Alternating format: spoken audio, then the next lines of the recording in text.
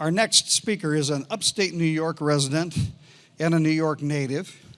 She's a veteran of 2 military services, both Air Force and the Navy.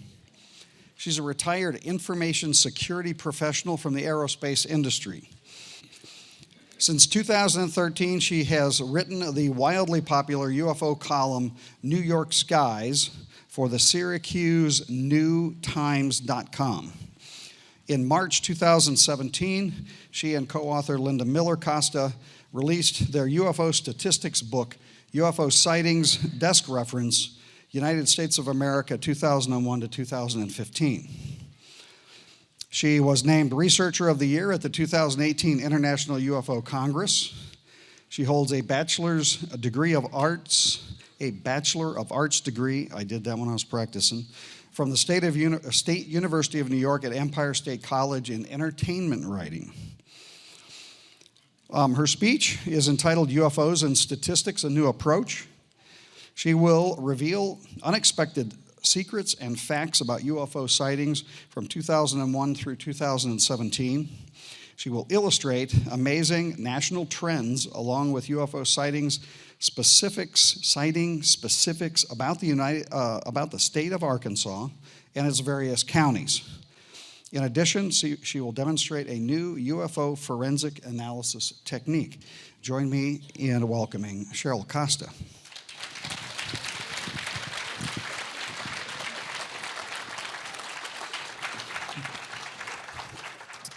Thank you very much. You ready to rock and roll? A lot of people hear statistics and they say, I'm going to be bored. Oh, I'm going to be bored. This is going to have all the charm of a bank ledger. Okay, first let's talk, I need to get the troll bait out of the way, okay? All right, trigger warning. I put this up for snowflakes. Okay, I'm going to rattle your world. Okay, so here's the first slides I'm going to rattle your world with. Okay, first we're going to get Stanton Friedman up there. And I'm a journalist. And because I'm a journalist, I've had a lot of trouble with my peers with this topic matter. When I first started proposing my newspaper column, I was thrown out, chased out, escorted to the door by security at numerous newspapers in upstate New York. Okay? Nobody wanted to hear about this topic. It's kooks, it's crackpots, it's nuts, it's conspiracy theory. So when we published our book of statistics, one of the things that came up was, if you can't attack the data, attack the people. Okay? And Linda and I have found ourselves under a very strange sort of attack. So I'm an old activist from the 1980s, and by God, I'm going to take it on. So here's who we are. Linda Miller Costa and Cheryl Costa. We are a married couple. Okay, that's me. Okay, what about me? People look at me on the YouTube videos and say, that person doesn't know what gender they are. That person dresses like really funny. Okay, once upon a time, I was that guy. Okay, he was in Vietnam, climbed telephone poles in Vietnam. You know they shoot at you on those things? Okay, then he became that guy in the Navy, ran around on nuclear submarines. Read Tom Clancy, you'll know what we did. Okay, and then I just couldn't live with myself anymore because that little girl inside me just could not deal with it anymore, and we became that lady. Okay?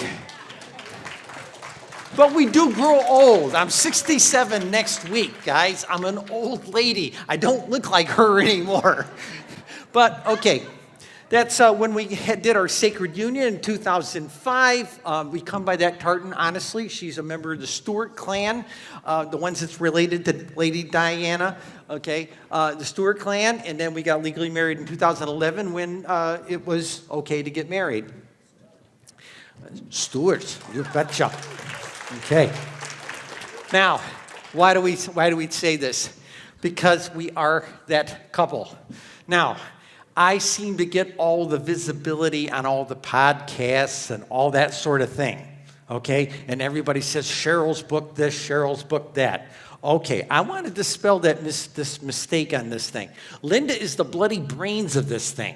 She's got the science degrees. okay? I've got an arts and entertainment degree. I've got the top hat and the cane, okay? She's soft-spoken. She's an absolute terror if you get into an argument with her. But she said, when we were writing my newspaper column, why am I so cranked up that I'm getting feedback?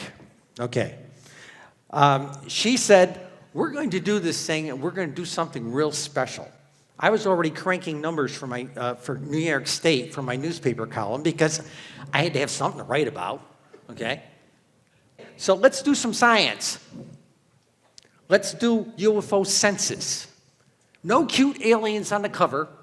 Let's make it look like a government report. It's real nice and subversive that way. And she used to work at the National Academy of Science, and she was the head librarian at the Environmental Protection Agency for 15 years. She knew how to make it look like a government report, okay? And no stories, no anecdotals. Everybody else has been writing UFO stories for years. All the stuff that was out there in UFO books was the best UFO crashes from the 50s, 60s, and 70s. Sounds like an FM radio station, doesn't it? Okay. And then let's publish data and statistics. That was our flavor, okay? So, oh, by the way, if you do buy our book, we will not, I brought one with me, two. I gave one to them for the auction, and I've got one to show you if you want to see it during the schmooze time afterwards, okay? The deal is I got little cards that tell you how to order the book from Amazon. You'll get it in 2 or 3 days, okay? But you want it signed. No, you're not going to ship that book to me. It'll cost you as much as the book to ship it. You come to me, and I will, if you buy the book, in the FAQ, there's an email address in there. If you email me your postal mailing address, we will send you a card that looks like this. It's got a little area with our signatures in it. We autograph the book for you, and you peel it off and stick it on the Versa page, and now you have a signed book, unique because we gave you that picture. Fun, huh? Because I had a guy in France try to send me his book, and it was like $60 to ship it over to me. It was dumb. Okay. All right, this is that book. Came out with it in March of 2017. Took 2 years to write. 18 months, every weekend for 18 months to write it. Okay, compile it. We didn't know what we were doing. Processes in there that we took 3 months to do, I can do in 2 days now. Because we're used to be government contractors. We know how to write process procedures and how not to make those mistakes again. The trick to being a government contractor is do as little work as possible. Okay? Okay, well, gee whiz. One day, just after the book came out on Amazon, Pulitzer Prize winning reporter at the New York Times went to his editors, dropped the 2.5-pound, 374-page book on his editor's desk. He says, I know why we haven't said a nice thing about UFOs for 70 years. Some old ladies in Syracuse did the science. Well, that got their attention, and they published an article. People are seeing UFOs everywhere, and this book proves it. And that's the picture from the article in our old 100-year-old house, which we sold in December. Thank God. Oh, what a boat anchor. Home ownership. Yeah. Okay. It was falling apart, and we got rid of it. I took a $7,000 loss. I could write it off on my taxes. But okay. That library was one I built in our house for it, but that was our article. The New York Times loved this book because somebody did the bloody science and didn't just tell stories. Okay, I report for the Syracuse New Times. If you go to the site and look at any one of my articles, the easiest way to go there is you go on the site and you hover across the little navigation bar, and you go across like blogs and opinions, and a drop-down window. There used to be 8 journalists there. Now there's just 2 of us. And yeah, we're the ones that get all the coverage.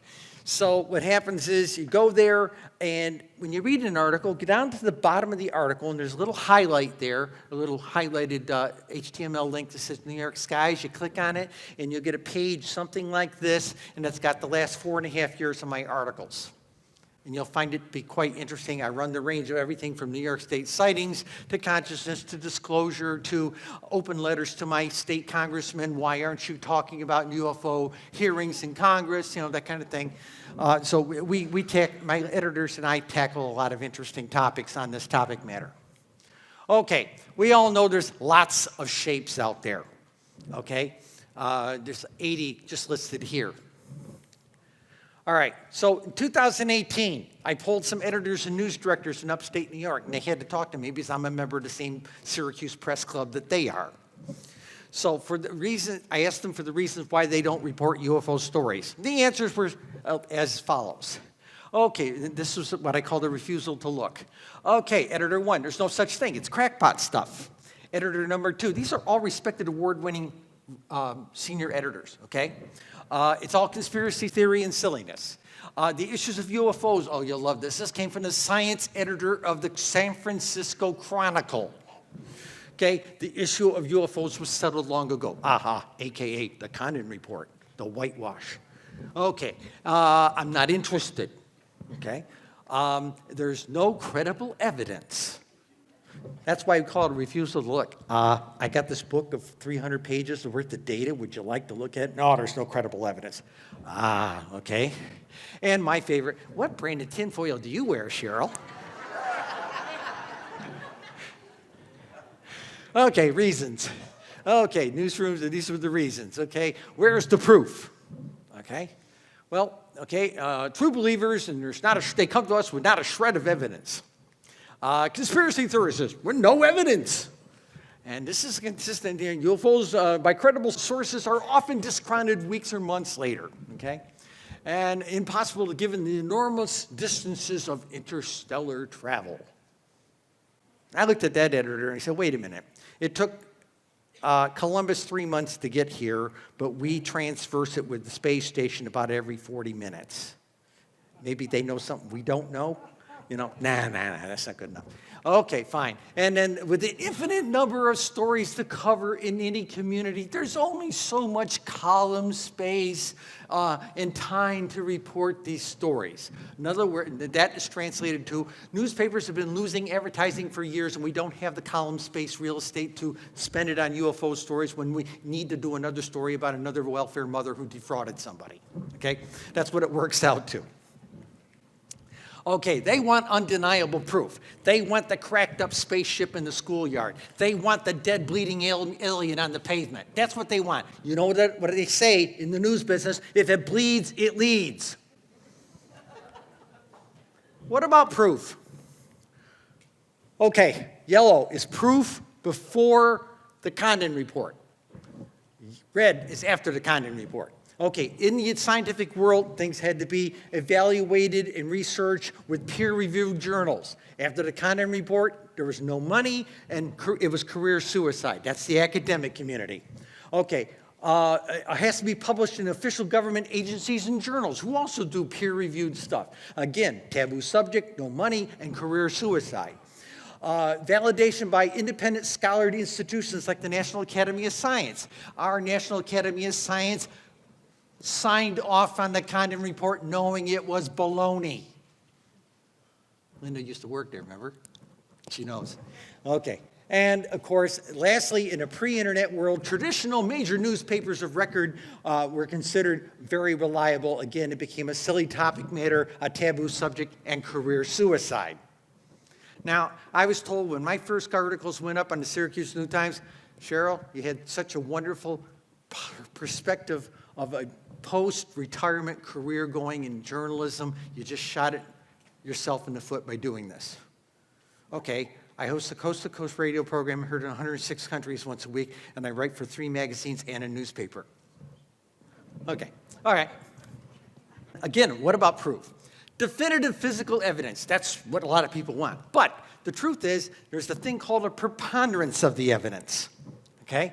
And there's another issue. Short of forensic science, you can get convicted in any court in this country on an eyewitness account. All right?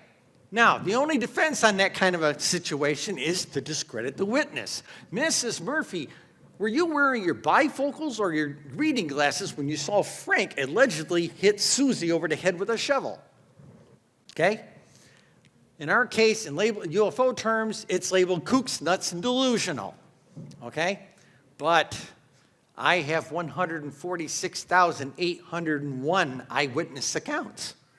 Oh, you want to discredit some? Okay, fine.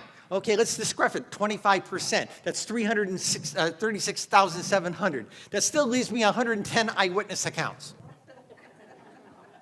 Okay?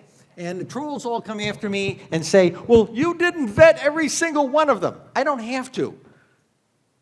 People come to me and say, Cheryl, where's your best 25 case studies? I don't have case studies. We take what, when, where, and what shape. I don't study the individual ant to death. Linda and I study the anthill. Okay? There's something to be learned there.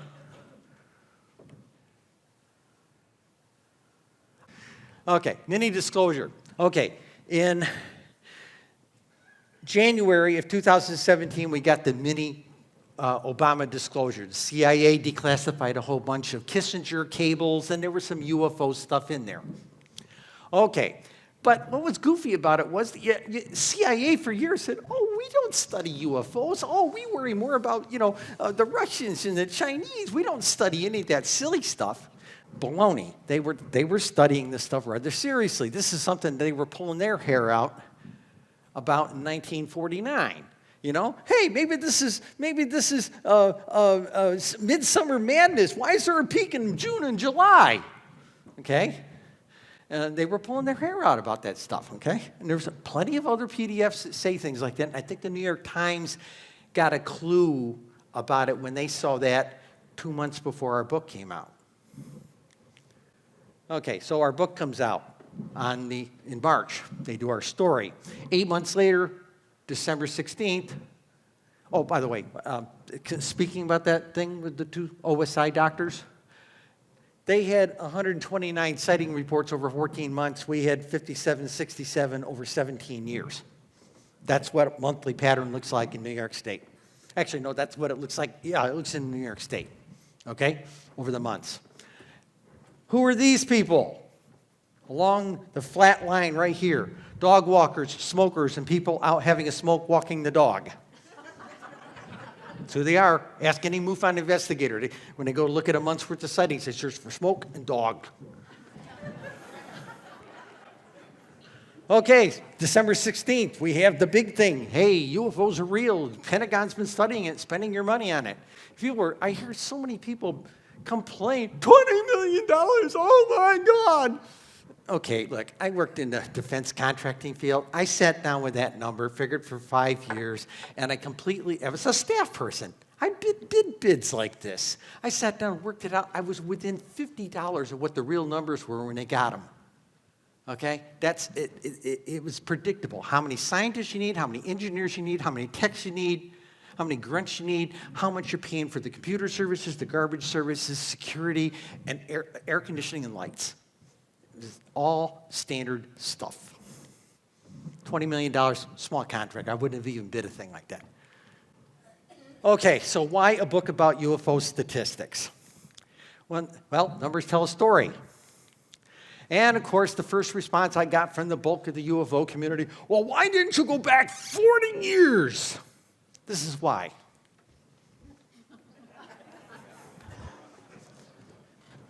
This is 1995 time frame. Broadband is just coming online in most major cities. Before that, we averaged less than 500 sightings reports a year. Okay? Sighting reports like we have in the 21st century are driven by the fact that people have easy access to a way to report it. Okay? And we've compared it to I actually have a chart in another presentation where we actually compared it to, we had a thing from the industry about broadband and dial-up and all that kind of stuff, and you can see it progressing with people getting on America Online in the 80s and CompuServe, and then it's starting to go up as people get on dial-up, and then it keeps creeping up, and then when you get on broadband, it starts rocketing up. Okay, now, this is a service that I have 2018, but I didn't have time to put it in this one, so we used the one for 2017. Okay, National UFO Reporting Center noticed we're around 3,000 sightings a year, okay, in 2001 time frame. Again, 21st century data, okay, and it's going up. Now, MUFON seems like it's pretty lackluster. People didn't know about it. And then there was a program on Discovery Channel around 2008. They took on different oddball topics every week, and one time they did one about UFOs, and they featured MUFON as the premier place to report these things. And of course, the numbers shot up, and now they track pretty much with National UFO Reporting Center. They are two separate databases. There's very little duplication. Okay? Very little duplication. There's a little bit, but it's tiny. It's less than 1%. Okay, yeah, we did it again for 2018. Now, you notice that there's been this steep fall off since 2014. This is like a 40% fall off in sightings. Okay, and of course, everybody who was on Facebook had to tell me their reason why. Oh, the announcement of Space Force scared them all away. They're bored with us. They ran out of grant money. I've heard everything on the deal.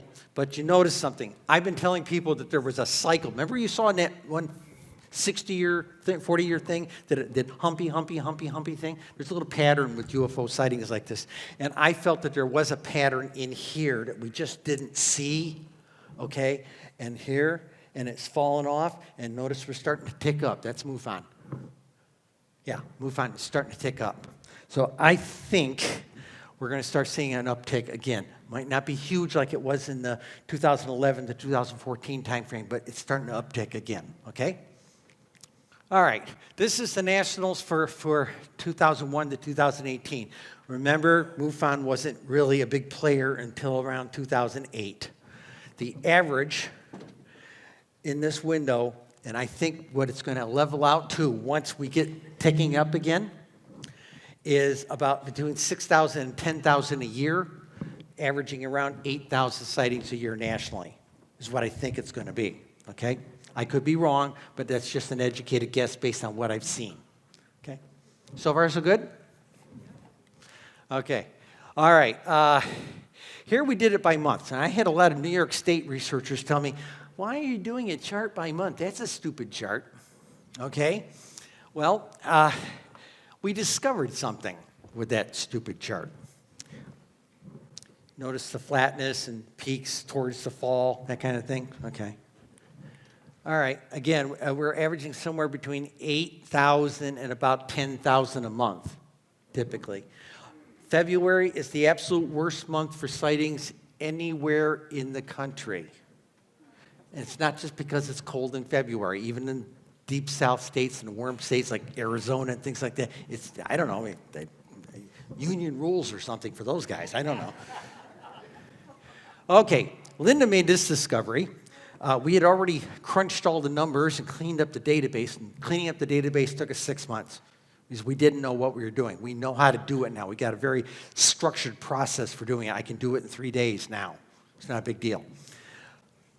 She leaned over her terminal that was sitting next to her serger in our sewing room. I make a point of that because the New York Times made a point that our computers were sitting in our 100-year-old house in the warmest room of the house on our cutting tables in our sewing room. And the next day, Vogue.com did a story about UFOs. We're credited with the only UFO story ever published by Vogue. Because we're sewists, you know? Okay. All right. Well, Linda looked over the table and said, see, we knew about this peak stuff in the July, August time frame. Warmer weather, you know, people are outside. But when you started coming down in the mid-Atlantic states, going all the way across the country, that peak starts coming down. And the one with the dog walkers and smokers starts, you know, it starts evening out. And then when you get to the deep south states, it's like a statistical flat picket fence, except when you get into really, really south states where it's really hot, in the summertime it dips off because it's too bloody hot down there. And what are the sightings in January and December? Snowbirds. Okay? So I get these responses. Duh, Cheryl, what about the warm weather? Everybody knows you go outside, it's nice, you know, and big deal. You don't know that until we put the numbers in front of you. Don't tell me everybody knows that. You know, if I sound cynical, I apologize. You know. Okay, they didn't do 18 months worth of work. Okay, so if that's true, what state is this? Alaska. White nights, it's daylight all the time here. So that also proved another point that we suspected, driven by population, temperate weather, leisure time, and hours of darkness. So people who need jerking say, well, it's because of population. No, it's 4 factors. Actually, there's about 6, but the major ones are those 4. Population, leisure, temperate weather, leisure time, and hours of darkness are the biggest drivers. You'll see why. Okay, nationally. Now, every state is slightly different, but this is generally the curve. 68 to 72% of the sightings happen between 5 p.m. and 11 p.m. There's a steep fall off. And then 27% of the sightings happen over the next 16 hours. There is a consistent dip between 6 o'clock and 9 o'clock in the morning. It's morning drive time. Nobody's going to report UFOs while they're stuck in traffic. And that's pretty much the case. Now, show you where variations are. There's variations here in this state. Cool variations was like Nevada. Okay, that fall off after midnight, there's a hump at 1 o'clock, there's a hump at 2 o'clock, and a hump at 4 o'clock. My friends in Nevada said, well, that's when the clubs let out. People are outside. Leisure time, hours of darkness. Okay? Bet you never saw that one in a MUFON report. I'm not knocking MUFON. There's things you just can't do with CMS. Okay, year to year. Okay, this is the top 20 states. California, Florida, and Texas pretty much are up there all the time. Now, for the people who say to me, Cheryl, but its population, look at California. California is an oddball. It crosses 9 lines of latitude. It's got 3 different climates. Don't go there.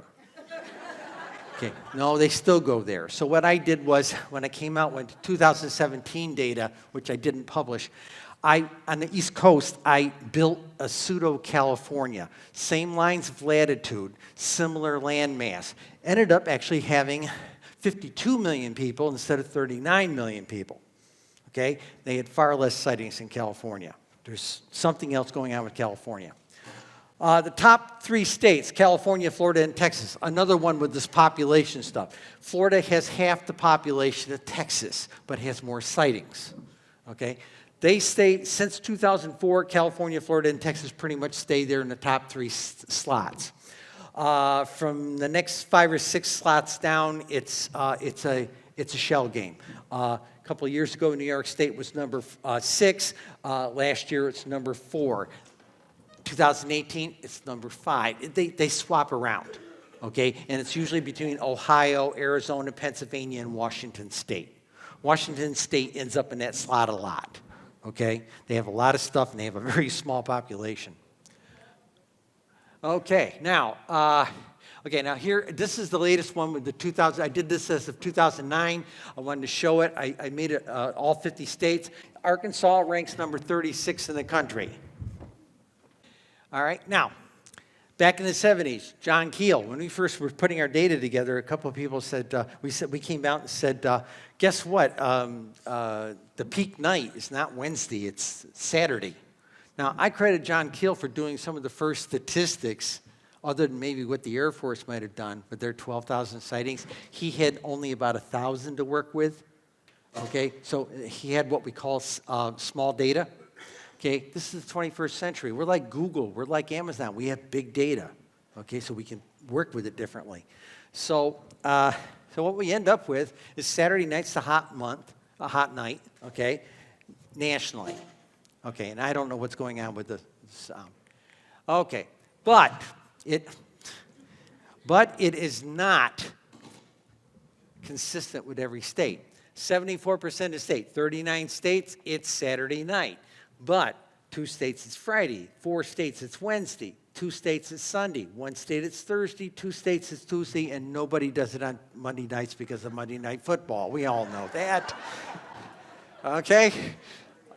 We think, my wife had some of her interns, she works for a college these days, she had some of her interns look into some cultural issues, and we think the Wednesdays and Thursdays might be driven by Bible study nights. Again, leisure time and people being out, okay? Like the science so far? Okay. All right, so when we were first crunching the data for the book, I had National UFO Reporting Center data first cleaned up. And I showed it to my editor, and we decided, oh, let's have some fun with this. So it wasn't exact because of all the gerrymandering and everything with congressional districts. We did a chart of UFOs in New York State by congressional district. Printed that in the paper. Oh, boy, did we get hate mail from the congressional offices and their constituents. Everybody yelling, oh, my God, that's stupid stuff. Why did you even equate it with the honorable congressional representatives? And we had so much fun with that. So when I got the MUFON data, the art department got involved, and we did a really good chart. And we did it by everything, including downstate. We broke it out real good, you know. And none of those congressional offices will even take our phone calls now. It's fun being a journalist. It really is. Okay, let's talk about Arkansas. Ranks number 31 and 51. 51, I mean District of Columbia. I count that like a state, okay? All right, this is the goofiness here with the yearly sightings. Minimum 33, maximum about 103 with an average of about 68. No, that's not me. 68 per year over the 18 years, okay? Monthlies, okay? Now, this is interesting. I completely understand. I had a couple of ladies took me out to lunch today, and they told me there was a lot of sightings in the late fall and January. I said, what? That's the middle of the winter. No, there are, okay, and July, okay, and of course February's in the dirt like every place else, including Alaska, okay.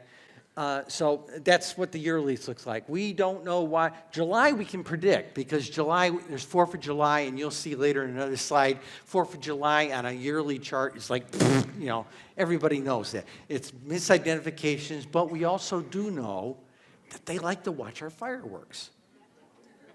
Linda and I were at a Syracuse Chiefs baseball game. It was a doubleheader. And, of course, we were supposed to have fireworks at the end of the game. So the lights are all out. We're watching the fireworks and everything. Everybody's leaving the stadium. And Linda and I are just sitting there because we know there's a traffic jam out there to die in, you know. And we sat there, and we were sitting there looking up, and Linda says, there's 2 fireballs up there. And I looked up, and they were just, you know, sitting up there. And then they, okay. So, yeah, they do like to watch the fireworks. Okay, now, Arkansas for Day of the Week. It's a Thursday state, but we don't understand this at all. We do not understand this. I hope somebody knows something about the social patterns in Arkansas because that doesn't make any sense to me at all, okay? Okay, in Arkansas, our hours of day and light, again, it works pretty much like the national does, except we got a couple of goofy bumps here in the middle of the night, 3 o'clock and 5 o'clock in the morning. We don't know what that's about, unless people are going out to a mine or something. I don't know. It's strange, but it pretty much follows the national curve. Okay, that was a very difficult algorithm to generate. 2 reasons. One. The people on MUFON that did not submit a time, the system automatically defaults to midnight. So artificially, that number at midnight goes off the chart, okay? So we had to take it out and put an extrapolated number in there that made sense with the curve falling off to 1 o'clock. We had to put an extrapolated number to make the charts make any sense.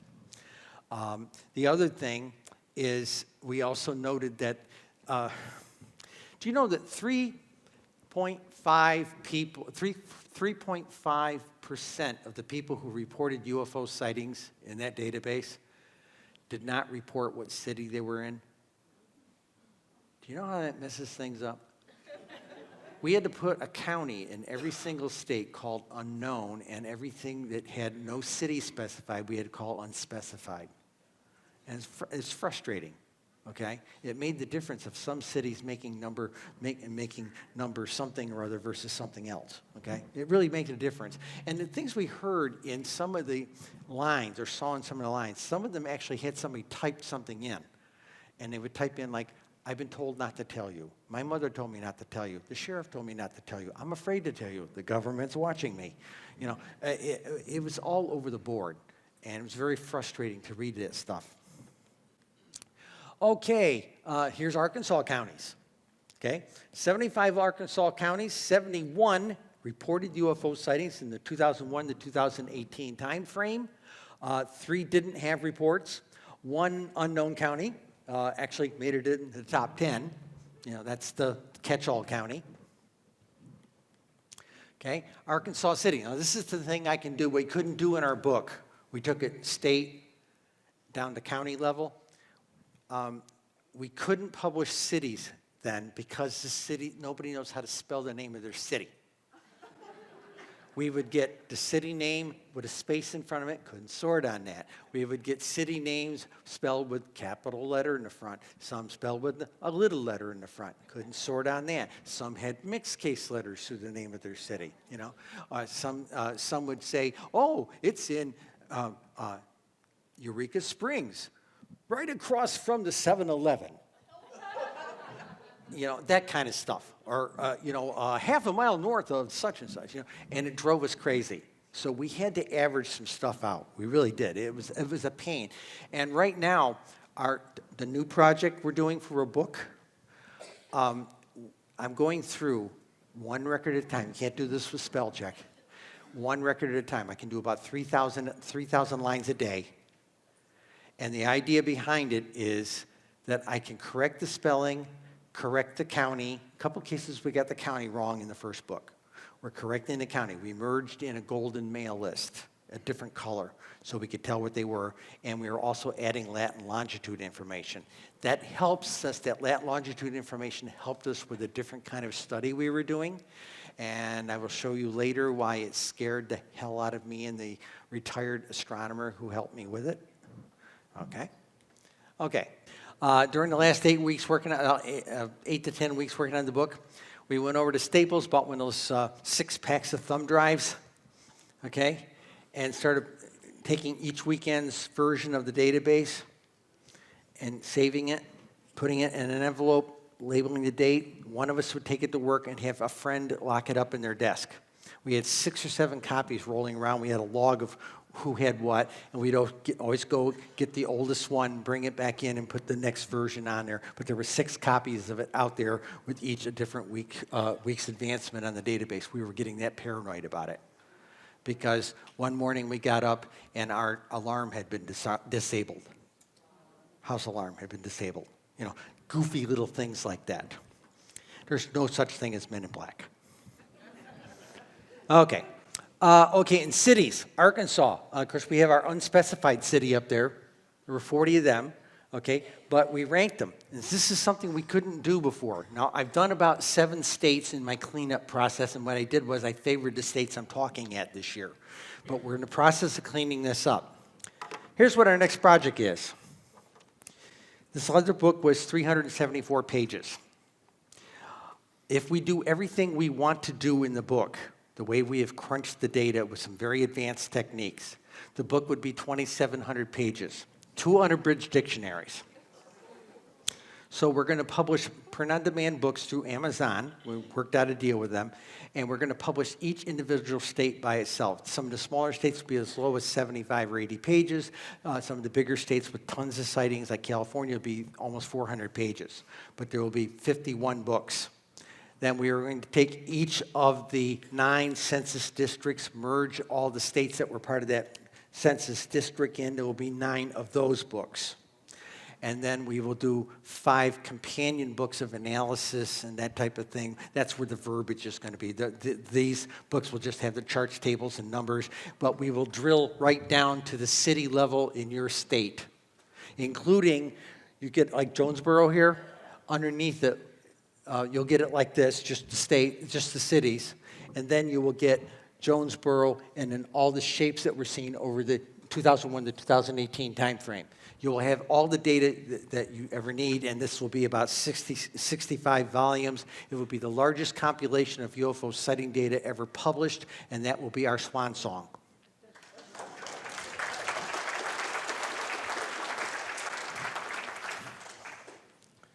Now, here's how we did the shapes. Here's the shapes alphabetically, the 29 shapes based on the way MUFON and New Fork both report them, okay? I really wish they would get together as reporting agencies, have a little standards convention, and agree on certain things, like one spells it D-I-S-C, one spells it D-I-S-K, I had to merge it for data purposes, okay? But this gives it to you by the numbers over each of the months, or each of the years, rather, and by the totals at the end, all that sort of thing, alphabetical order. Now, if you sort it by the most sightings you get, of course, everybody sees the bloody light out in the sky. Who knows what that is?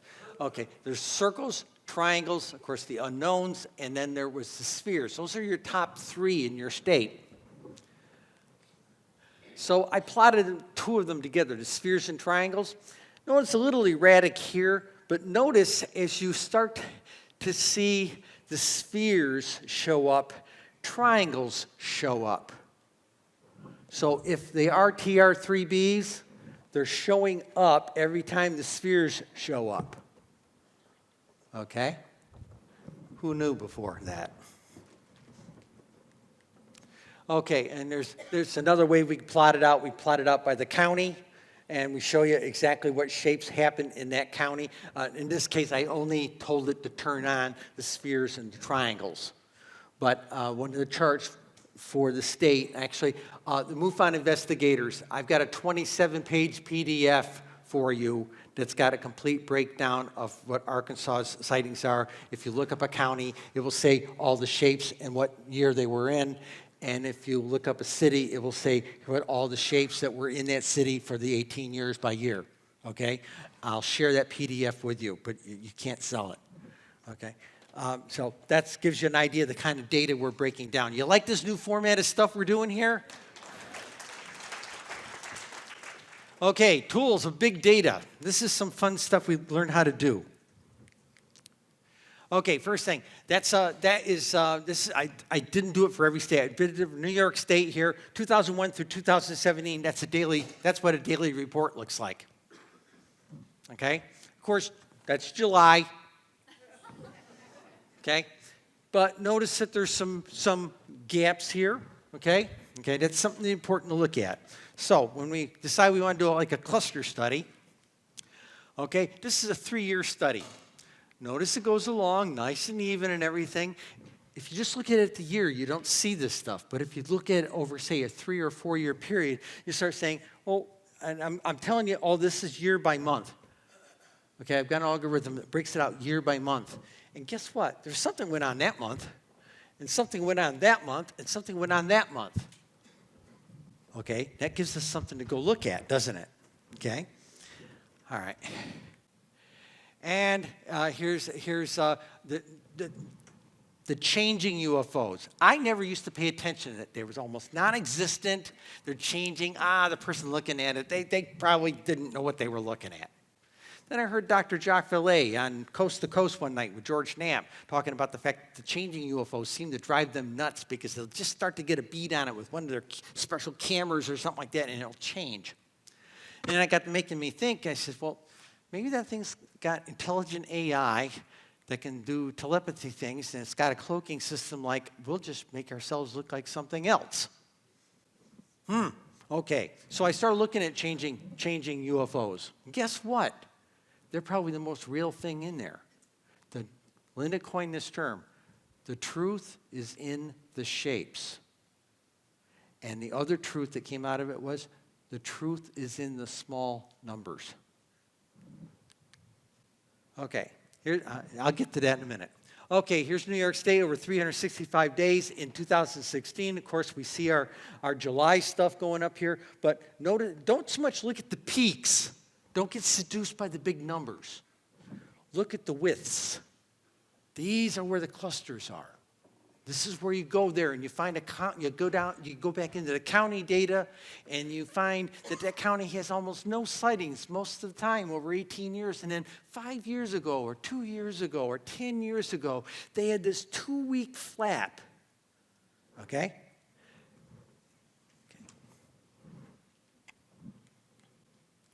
And this is Arkansas. Of course, July, boy, it goes right through the roof.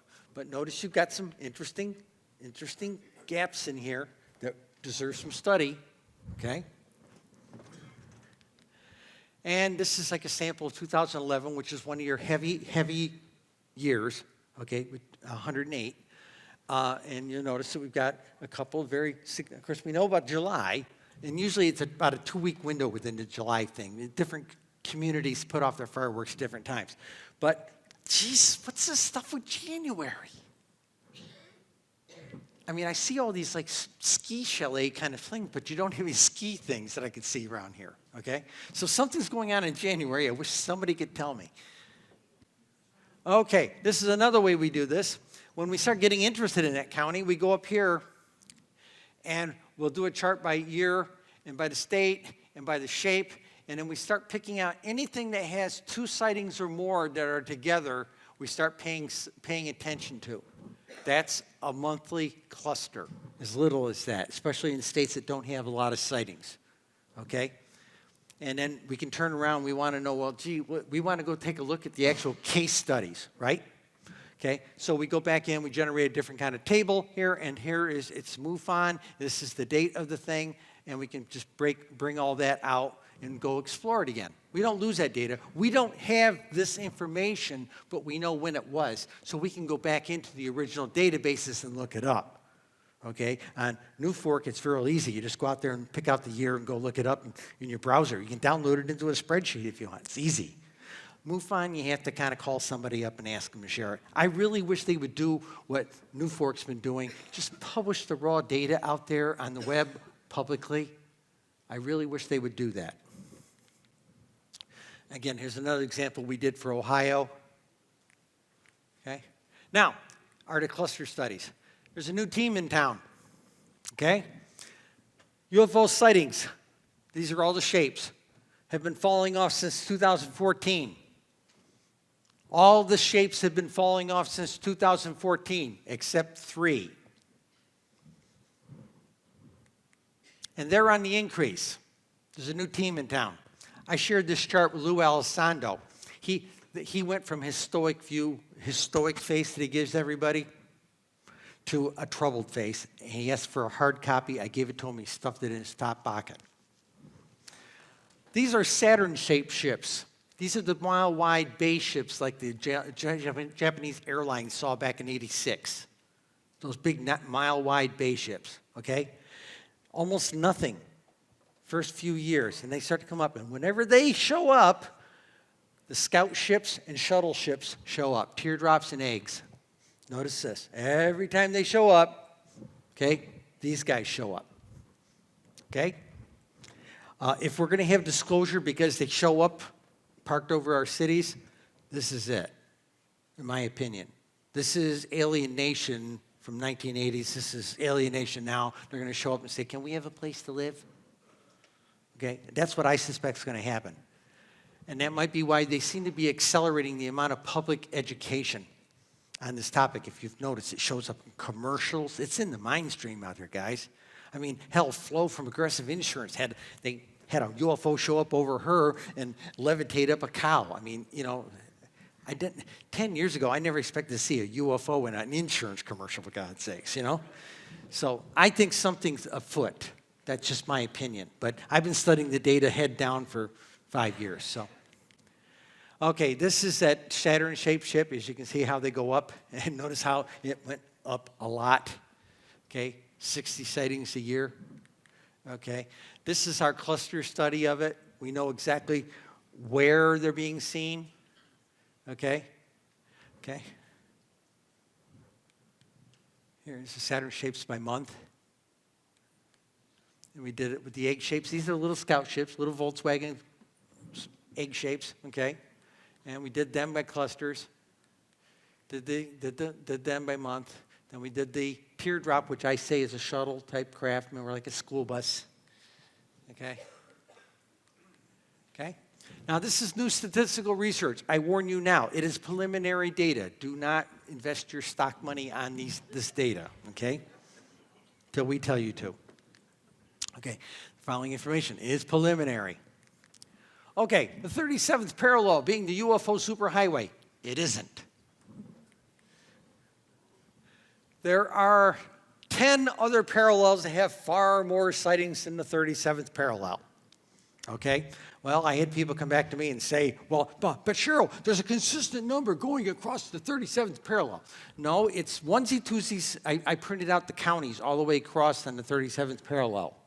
You see, I can do that. I got big data. And it was onesies, twosies type of sightings until you went through a major city, and then it spiked up. And it added up to about 3 or 4 major cities along the parallel. You would think that a superhighway would have tons of traffic going on it.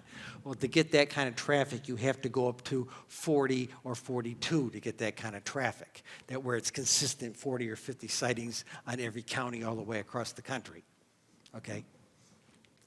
So, oh, and they said, yeah, there's paranormal information, and we have livestock mutilations. I had my intern sit down and run all 50 states for livestock mutilation. Every single state records it. Yes, we seem to have a perception it's just Texas, Oklahoma, Kansas. Every single state has it. Okay? Same thing with paranormal. The intern sat down the next day, ran all 50 states looking for paranormal, and everybody has a ghost trail, has ghost tours, haunted ghost tours in town of the old buildings. It's all common stuff. They cherry-picked all the stuff they said in that book about the 37th parallel, okay, in my opinion. There is what I call the humble flyer syndrome. This is all of the sightings going up and going down. Dr. Valet says 80% of the sightings are noise. Okay? Linda and I took a different approach to it. We came up with 30% are noise. So when you get down and kind of average it out, notice how much flatter it starts getting. Okay? The truth is in the smaller numbers. Okay, look at that one. Nice and level. There all the time. You're walking through the wheat field, and the wheat is banging against your hips. Those are all the sightings, all the big sightings, all being seduced by all the big numbers. And what you don't see is the snake that's crawling across your ankle. Okay? That is the changing UFO. Changing UFO runs a consistent pattern, runs from about a minimum of 79 a year to an average of 123 with a max of 181. It is the most consistent thing out there, and I suggest that that is the most regular flyer in our airspace. Okay, now, how many people got some astronomy background? Okay, there's a thing called sidereal time. Sidereal time is astronomical time. The star that's overhead right now is overhead 4 minutes earlier tomorrow because the Earth rotates at 23 hours, 56 minutes per day. Not 24 hours, don't round it up, it's 23 hours, 56 minutes. So, a star that's overhead right now, tomorrow will be overhead 4 minutes earlier. The day before that, 4 minutes earlier than that. After a week, it will be overhead 30 minutes earlier than it was today. Okay? So the stars are moving overhead. It's a moving target. I went to a professor who is a retired astronomy professor who's huge into UFOs. And I said, what if we plotted UFOs against sidereal time? Theoretically, if it's all kooks and nuts and idiots and delusionals, it should be statistically flat. He said, yeah, he agreed with me. So we took some smaller states because it was a very arduous process to go in and deal with the misspelt cities and add longitude information. So we did only a handful of smaller states like Iowa, Wyoming, things like that. We did do California, but it was rough, okay? So what do we get? We got the same sort of information I showed you earlier where the bulk of it happens between about 4 or 5 o'clock at night with a peak time around bedtime, okay? 8 o'clock to about 11:30 at night. Dog walking, glass smoke, that type of thing, okay? Okay, sidereal time should have been statistically flat. It happens consistently when the galaxy is overhead. And what's this peak over here? The other arm of the galaxy being overhead. But the thing is, if it's on a nice winter night and you got a gazillion stars because the galaxy is overhead, yeah, you can see those stars. But if it's 2 o'clock in the afternoon, you can't say, oh, it's because we were looking at the stars. It's a moving target. And half the year, it is in daylight. You can't see it. So, theory. A couple people popped out theories and suggested that maybe there's a portal. Maybe they're coming out of that portal and people just happen to see it at that time. Who knows?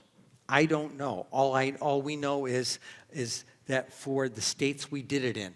Part of the other reason we're cleaning up the database to make the book with all the way down to the city level very accurate, we're adding latitude, longitude information to every single city in that 147,000 records. We're going to get to the bottom of this. And here's like a planisphere showing you what like the galaxy is overhead at that time, 6 to 6:30 astronomical time, 6 to 6:30 p.m., 1800 to 1830 astronomical time.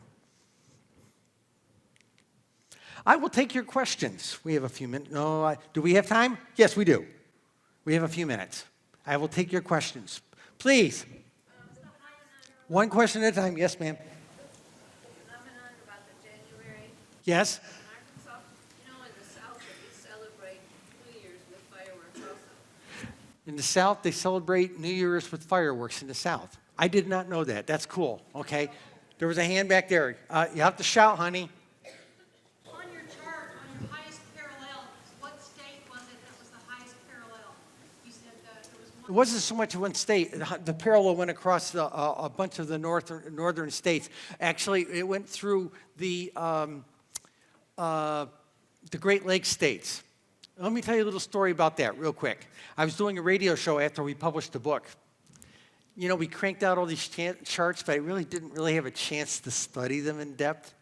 And we were on a commercial break on this radio show, and I just happened to have the book laying in my lap, and I'm looking at it, and I noticed that all the Great Lakes states that touched the lakes had the sightings in the thousands over the 15-year period of the book.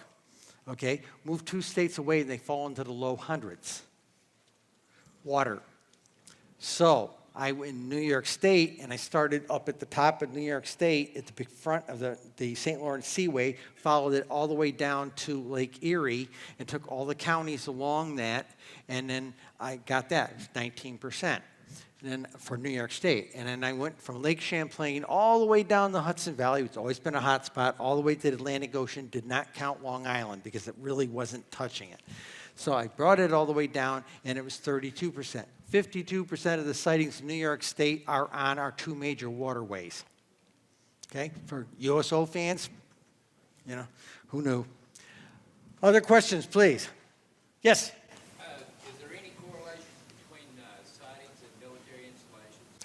Military installations. Okay. One second.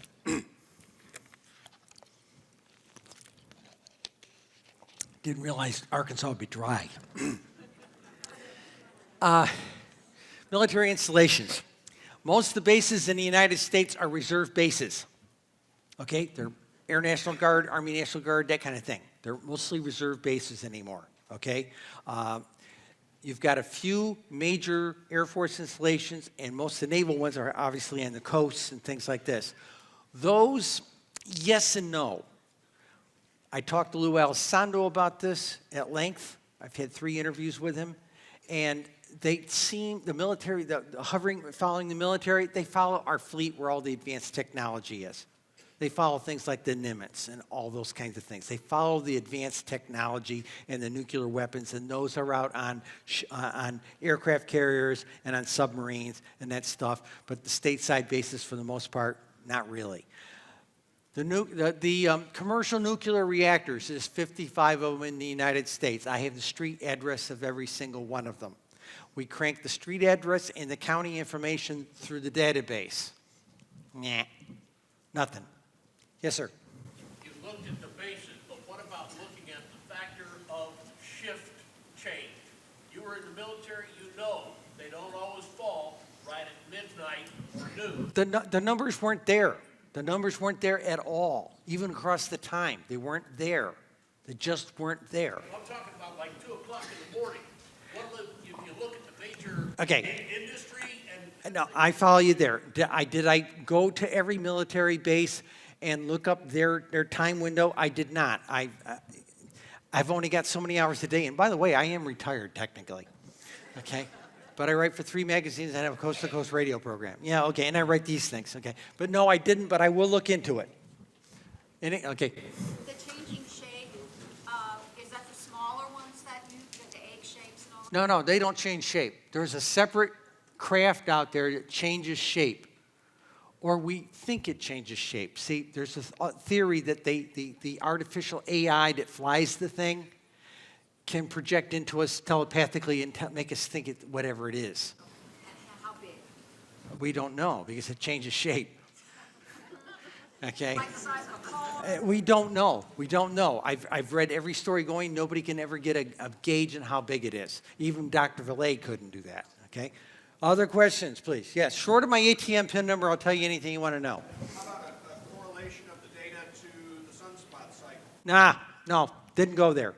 Okay, I don't have that data. I didn't feel like doing it. I'll make the data available to an astronomer like Mark Antonio if he wants it, but no, I've not correlated that. Oh, we have a poster in our workroom. This says correlation does not equal causality. Okay, you got to be careful there. Because when we first did New York State, my editors came to me and said, we want to know every pollution site, every ley line, every gas fault, every salt mine, you name it. We want to know every strip mine. We want to know what's there. What are they going after?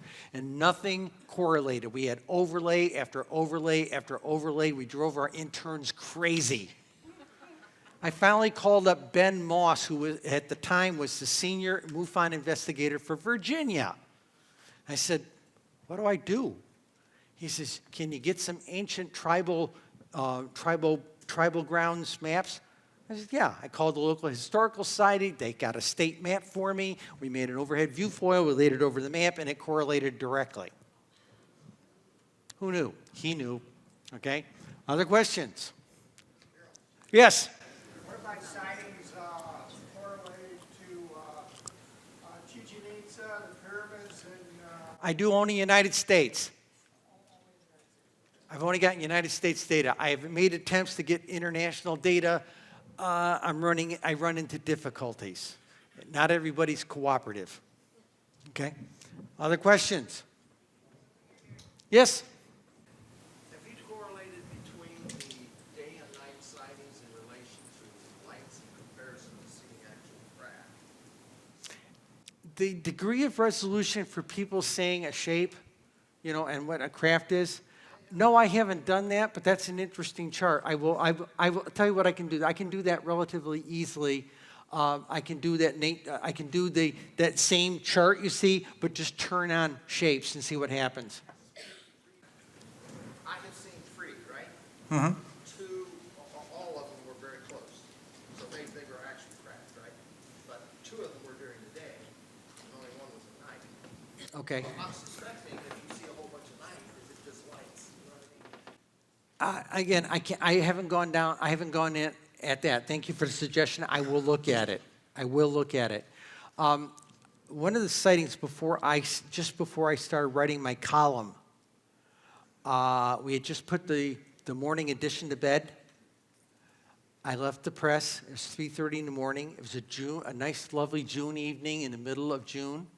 It was in 2012, and I had just put the car in the garage, and I had a little ritual of always coming out and facing and looking at the North Star. Okay, and it was a clear night, and then I heard this sound, humming sound, and I looked up, and the stars were blotting out, and it was a triangle. Had to be over a football field long, and it was about 2 stories deep, and it was moving along at about 35 or 40 miles an hour. I made notes about it in my diary, and that was it. I didn't know what to do. I didn't know who to call. Okay.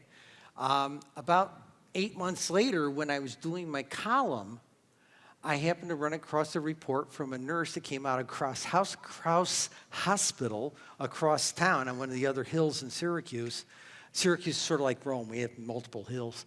And she was coming out of her shift change at the same time, about 3:30, and she reported seeing it. Okay, so we had corroboration. I was very delighted to see that.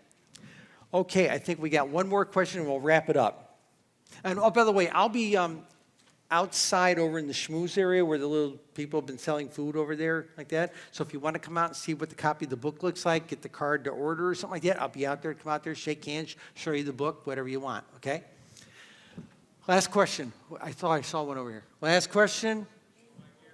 Oh, okay, very good. When you talk about a Saturn-shaped craft, do you mean literally a ball with a ring around it? Like More or less, yes.